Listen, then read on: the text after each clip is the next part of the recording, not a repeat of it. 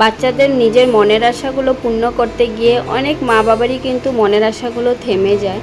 তো এরকমই হয়েছে আমাদের সাথেও। তো hello everyone, welcome to my another blog. তো তোমরা সবাই কেমন আছো? আশা করি ভালো আছো। আবারও একটা মিনি ব্লগ নিয়ে চলে আসলাম, ভিডিওটা পুরোপুরি দেখবে।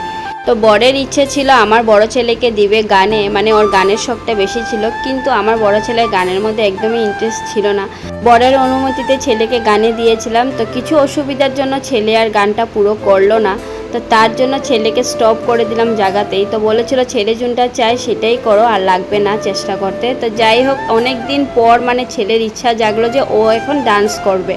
তারপর আমাদেরই ঘরের সামনে যেহেতু ফ্রিডম ডান্স স্টুডিও একটা ওপেনিং করলো, তো সেখানে কোরিওগ্রাফার ছিল রোহিত দেব। তো ওর সাথে যোগাযোগ করি, আর ও কিন্তু আমাকে অনেক দিন ধরেই বলছিল, তখন আমার অতটা মানে ইচ্ছে ছিল না।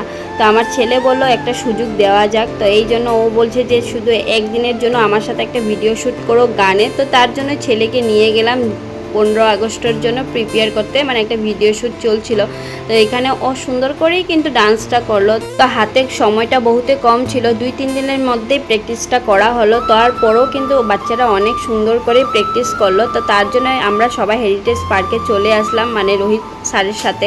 তো এখানে সবারই ছোট ছোট করে ক্লিপ নেওয়া হচ্ছে, মানে ভিডিও শ্যুটের জন্য। আর এখানে দেখো বার্নাক্সি আছে, পাহি আছে, আর ওর নামটা আনান্যা।